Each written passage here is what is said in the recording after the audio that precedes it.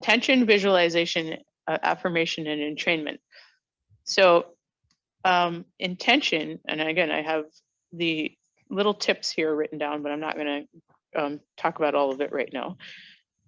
So you guys can do a little reading on your time.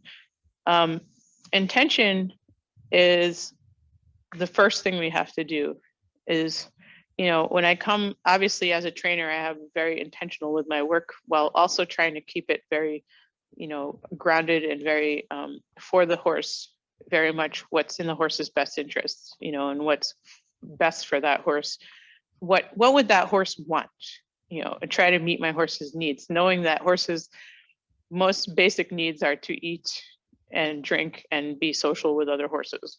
So when we add these other things, what is it that I'm trying to do that would help this be a nice exchange for the horse and something that they'll feel like is for their well-being? So that's a great first intention. That's my broad intention. So I talk about broad versus detailed on this paper. So broad would be like, you know, my whole farm is very intentional. The experience I want for the horses, for the people, all of that. It's a very big and broad intention. And my detailed intention would be, what am I doing with this horse particularly today? So that could be any number of things. You know, I would like to do some liberty and have play with my horse, have a fun time. That's a broad one. But a more detailed one would be like, I would like to do liberty with my horse and I would like to work on my circles. So for example, just start there. Or canter transition or lateral work or something or X.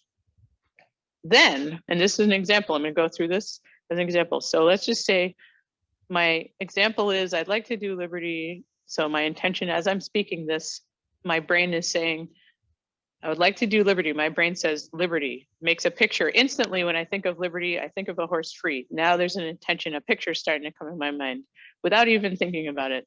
I'm just breaking down what my brain is doing. That's creating an intention and a visualization. Then as I add the words, I would like to work on circles. Then as soon as I say that, circle, a horse at liberty is going in a circle comes into my head. Then you can fine tune it further, a right-hand circle, a left-hand circle. And that's what happens when we think clearly about an intention and a visualization. So if we go from, I'd like to do liberty and I'd like to do a right-hand circle or a left-hand circle, and then the next thing is, I can't do right-hand circles. My horse isn't very good to the right. That's where the affirmation comes in, because that is often the thought that follows that. We get the idea, we see the idea, and then the worry bully or the negative bully in your head says, oh, but I'm not good at certain, my horse isn't good at that. I'm not very good with my body language, whatever that voice says in your head.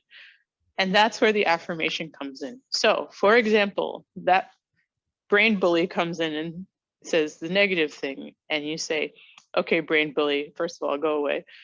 And second of all, I am improving my circles to the right, and my horse's circles are improving, and we are improving. So there's an example of that. My body language is improving. So there's an affirmation. So that's the third step. And because you did those first three steps and you got rid of the negative bully, which hijacks your brain and then says, this is the picture I have in myself. I see myself failing. I see my horse failing, all of those things, because that automatically changes your whole entire brain pattern, and energy follows thought. So we go from, I see this thing I can do, now I can't do it. So when we go to the affirmation and we kick out the negative thought, then the entrainment can happen. And that means we align and communicate clearly to the horse what our desires are, and the horse hears them with 100% clarity, because you got rid of that negative thing in our head, and then says, oh, circles to the left and right, let's try that. So those 4 steps are really important to having clean exchanges, and they get rid of the need for all of these other things, because these other things, these thought processes, these negative thought patterns are what put roadblocks in our way. So it's an exercise, it's like meditation, and it's going to take work. And some people who are very perfectionist, myself included, I've learned to shut that perfectionist off because it's not serving anybody. And I've learned to turn it into, I just want to enjoy my interactions with my horse. And I am a good enough, skilled enough person to help my horse become better at those things without getting nitpicky and being like, it has to be perfect, which my horse doesn't enjoy. So, um, that's a good way of looking at those type of things, and it's an exercise that you have to do. And then the self-doubt people who are always in self-doubt, or I'm not good enough, that person has to say, I am good enough and I can do this and I will do this. And you have to keep shifting that pattern. Eventually, it's like they